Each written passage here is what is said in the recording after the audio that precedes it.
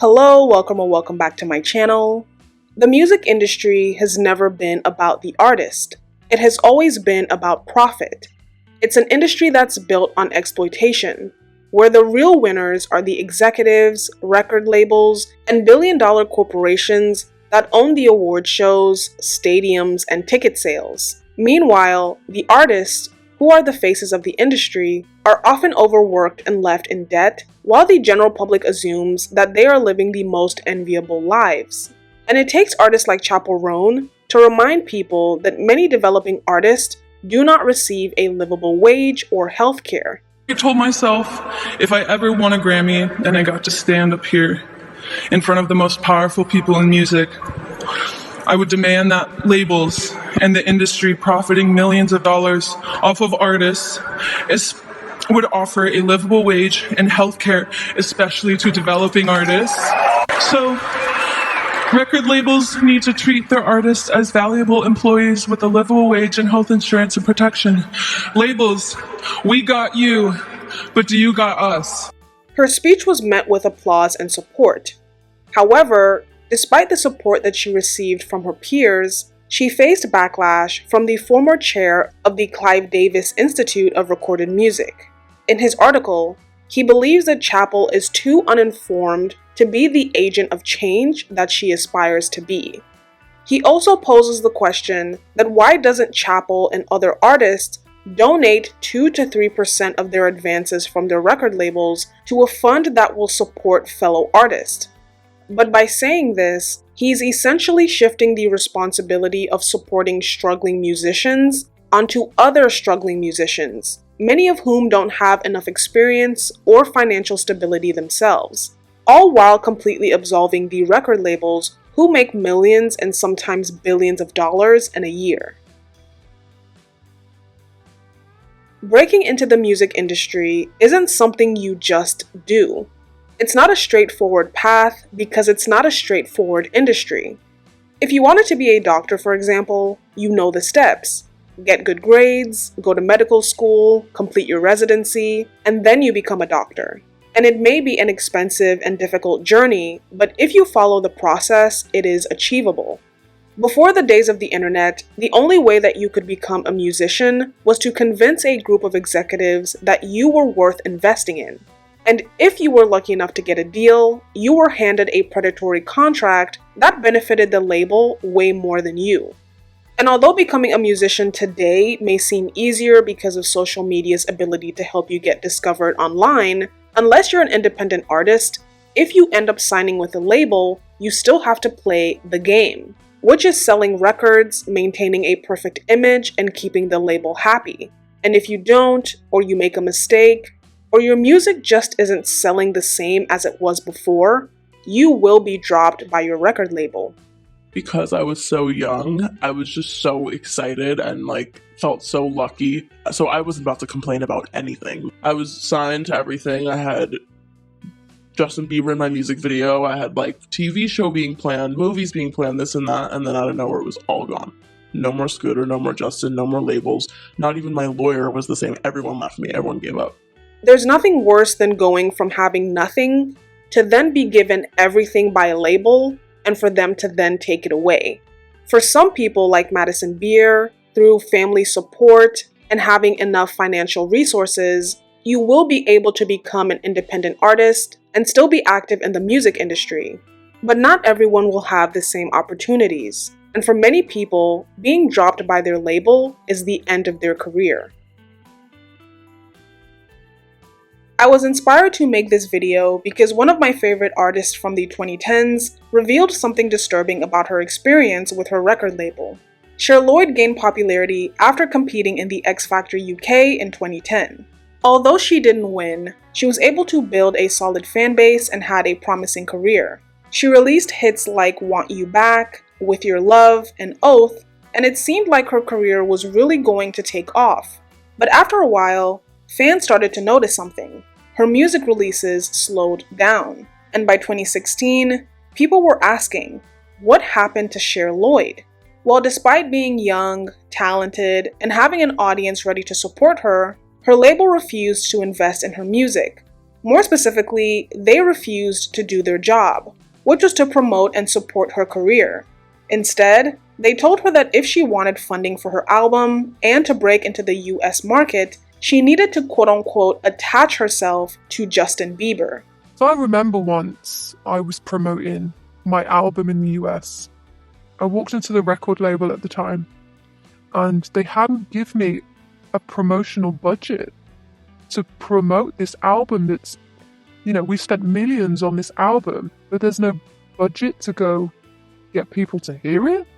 Right. So I walk in and I say, look, I really need some cash to try and push this record. Basically told no. But what I needed to do to make this record take off is hit some of the clubs and I'll find out where Bieber is and I should go try and get with him. There are many things wrong with this situation.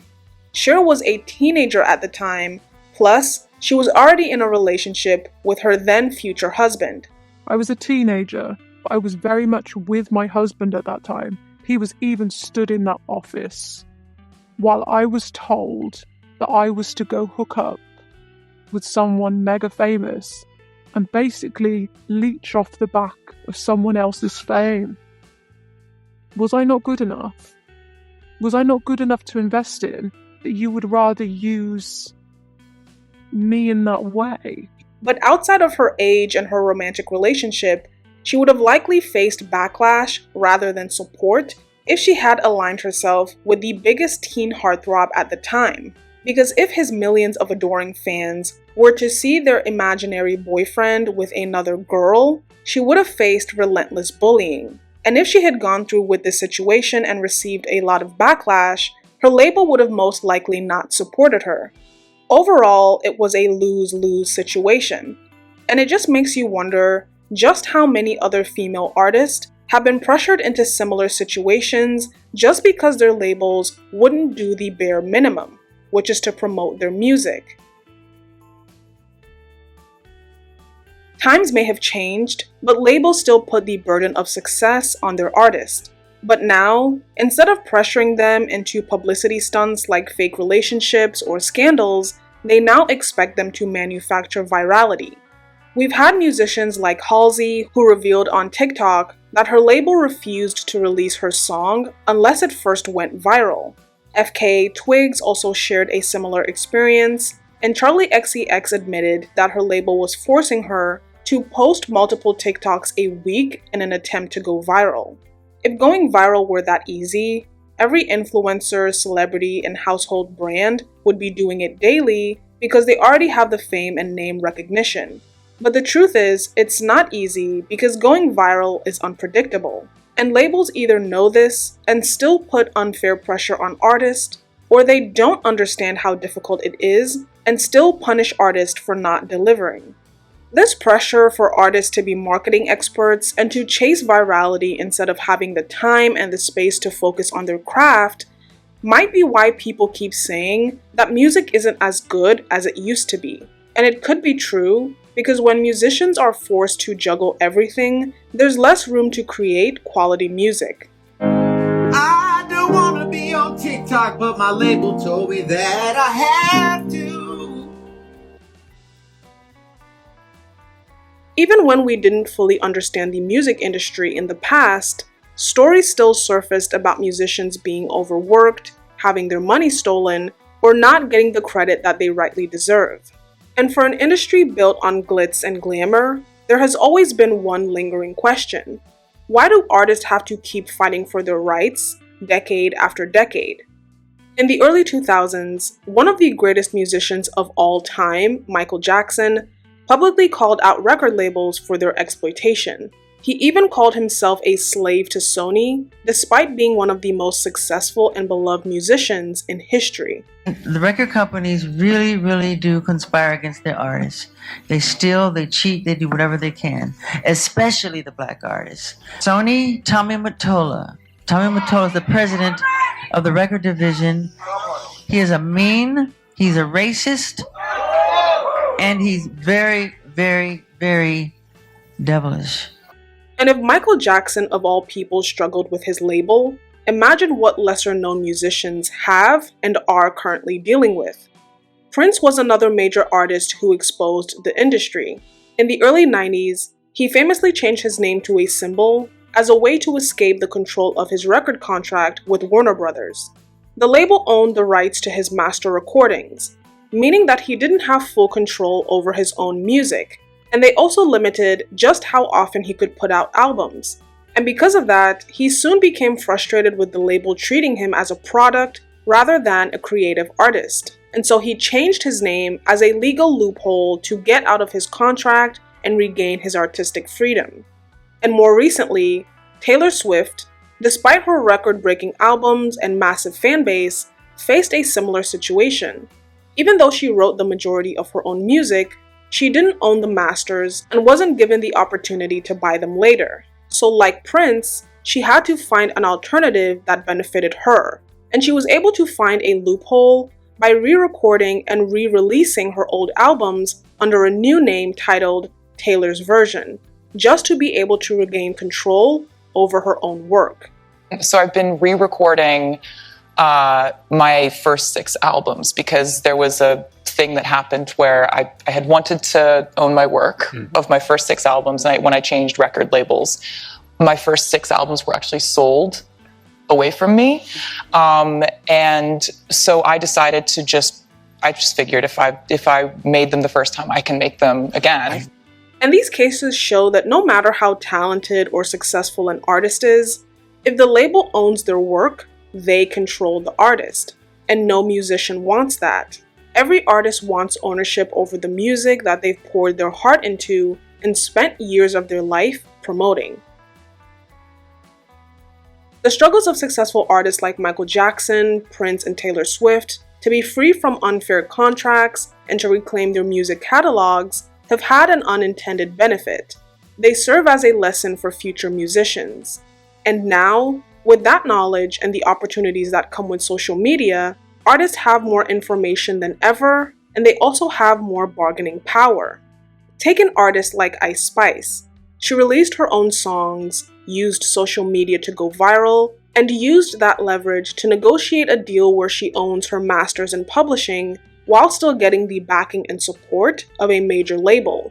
And that's a deal that's almost unheard of for an artist as young and as new as her. I met with a bunch of labels and stuff like that, and then I just felt like 10K and Capital was the good fit for me. Don't want to just take any deal, and deals came to her.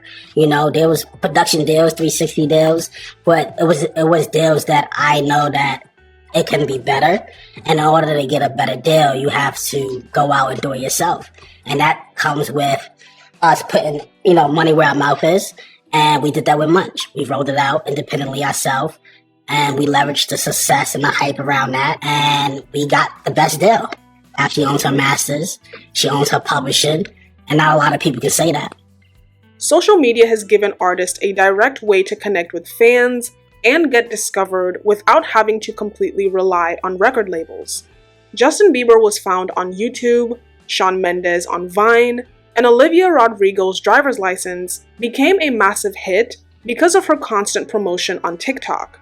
But I can't say that it's all sunshine and rainbows, because even though social media can open many doors, it's not a guaranteed path to success. And it's also becoming a double-edged sword, because labels now only want to work with musicians who already have their own following and their own sound, because it's simply easier, faster, and cheaper than having to build an unknown musician from the ground up. Music executives tell Billboard that they are worried and depressed as the industry struggles to find. Compared to the 2000s and 2010s, where you had Lady Gaga, Justin Bieber, Taylor Swift, Beyonce, Rihanna, Nicki Minaj, Adele, Bruno Mars, Ed Sheeran, imagine telling one of them that, oh, we're not going to sign you because you don't already have 1 million followers. I'll give you an example.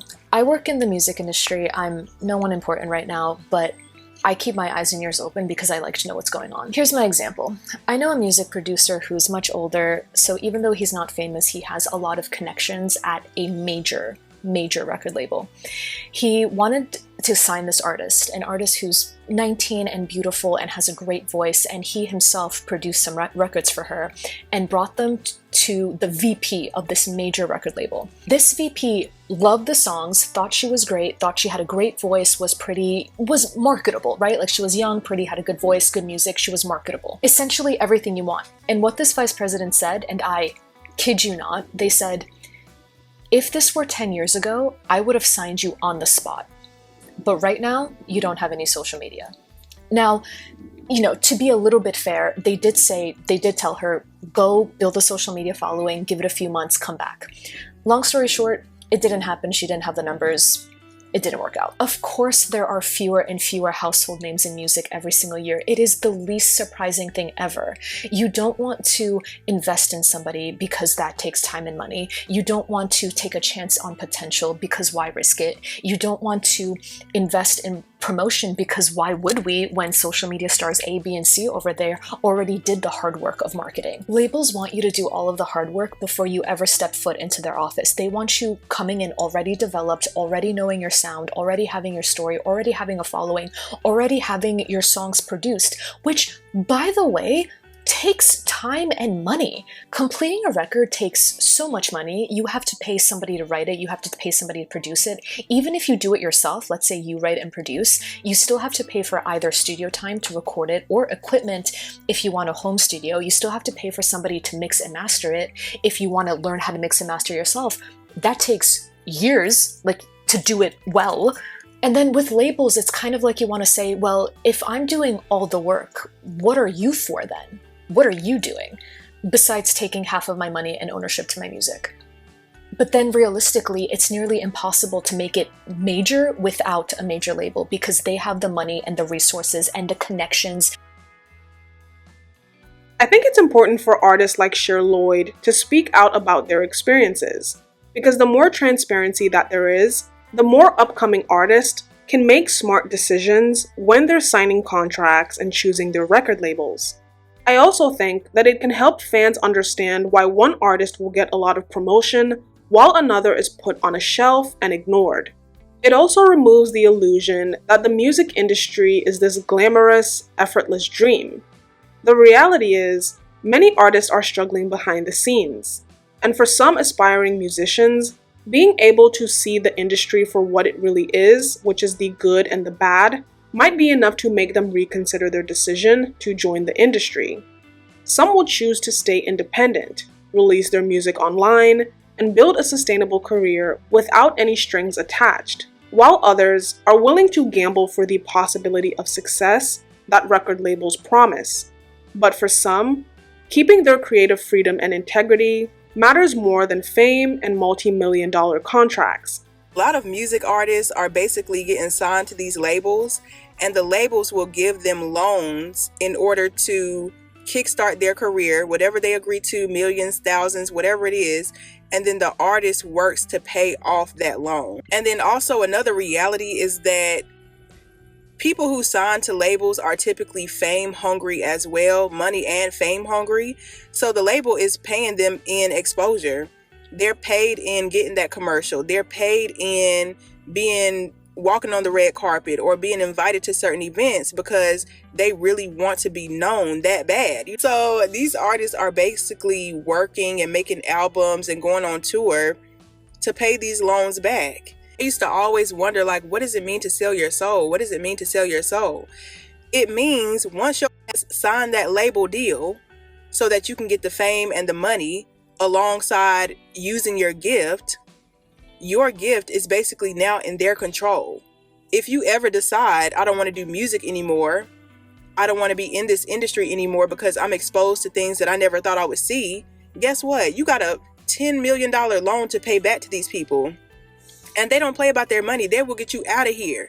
Oh, you don't want to do music no more? And that's what we hired you for? That's what you signed the label to do? You're about to be out of here. And then also people don't realize at any time, if you lose your momentum, you're just not popping like that no more. Or if, you don't want to rap or sing about the same things because when you were 20, you rapped about booty and money and drugs. And now you're 30 and you're like, okay, something got to change.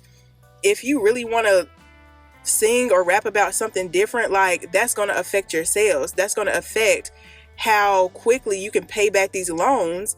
But basically, they have you in a lifetime deal ultimately. Like, it's the same way Jay-Z told Rihanna that she's either going to sign that deal or she's going to leave out that building from that window, because literally they will threaten your life, not only your life, but like the people close to you. They will sacrifice the people around you if you think they're a joke.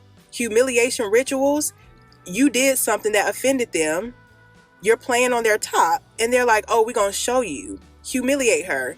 She's already, or him or her, they're already stuck in a $10 million, $15 million contract with us because they wanted money and fame so bad. Okay, let's show them. And with that being said, this does bring me to the end of my video. If you made it this far, thank you so much for watching. These are just my thoughts, and I'd love to know yours down in the comment section below. Remember to like this video, it really helps with the algorithm, and if you enjoyed this one, then kindly check out some of my other videos and subscribe for more content on the way. Again, thank you so much for watching, and hopefully I'll catch you in my next video.